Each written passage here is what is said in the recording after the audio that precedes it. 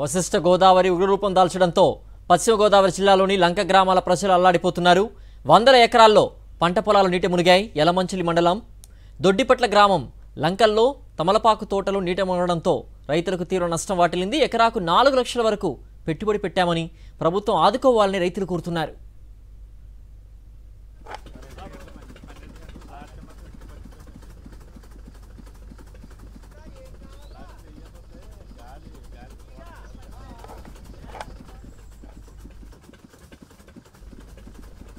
ఇదే అంశానికి సంబంధించి మరింత సమాచారం లంక గ్రామాల నుంచి మా ప్రతినిధి రాజు అందిస్తారు.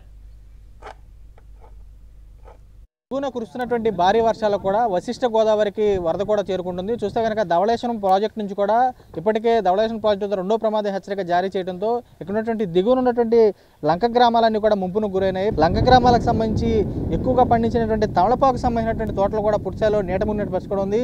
వీటికి సంబంధించి కూడా రైతులు కూడా ఎక్కువ స్థాయిలో కూడా ఖర్చు పెడుతూ ఉంటారు.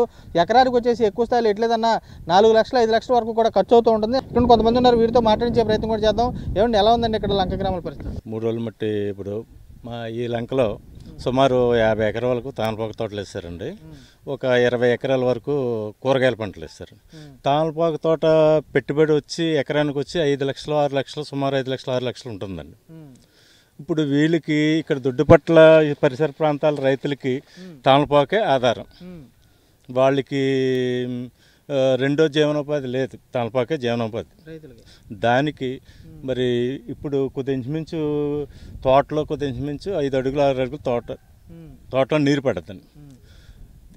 ఇది ఒక్క 12 గంటలు అయితేనే బతుకుతుందండి. అతడు 12 గంటల లోపల తీయకపోతే కనుక చచ్చిపోద్దండి తోట.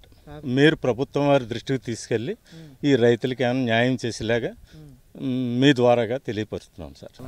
నివాస అంటే మామూలుగా ఇంకా తెలిసిందే కదండి. ప్రతి ఏటా సంవత్సరానికి ఒకసారి వస్తూనే ఉంటుందండి. ఇంకా బోల్డ్ ఉంటాయండి. ఎక్కువ తమలపాకేనండి. ఎక్కువ మొత్తం ఎండిపోయండి. ఇంక పోయినట్టే కదండి. ప్రతి సంవత్సరం తీసుకెళ్తామండి.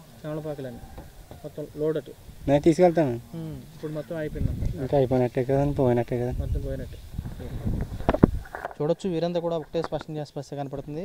ఇక్కడ ఉన్నటువంటి తమలపాకు సంబంధించినటువంటి కాడ ఏదైతే ఉందో ఈ కాడకు సంబంధించి కూడా చూస్తే కనుక నీళ్ళలో సంబంధించి 12 గంటలు దాటిన తర్వాత పురుషాలు ఈ కాడ మొత్తం కూడా ఎండిపోతుందని చెబుతున్నారు. పంటకు సంబంధించి చూస్తే కనుక తమలపాకు సంబంధించి కూడా చూస్తే కనుక కింద ఉన్నటువంటి కాండం కూడా కుళ్ళిపోయి పురుషాలు కూడా పంటకు నష్టం వాటిల్లిద్దని చెప్పి వీరు కూడా స్పష్టంగా ఎకరాకు వచ్చే సుమారు 5 లక్షల పైన పెట్టుబడి పెడుతుంటారు. ఇక్కడ నుంచి కూడా ఇతర రాష్ట్రాలకు సంబంధించి చూస్తే కనుక మహారాష్ట్ర కానీ ఉన్నటువంటి హైదరాబాద్ సంబంధించి కానీ ఇతర రాష్ట్రాలకు కూడా ఎగుమతి కూడా జరుగుతూ ఉంటుంది.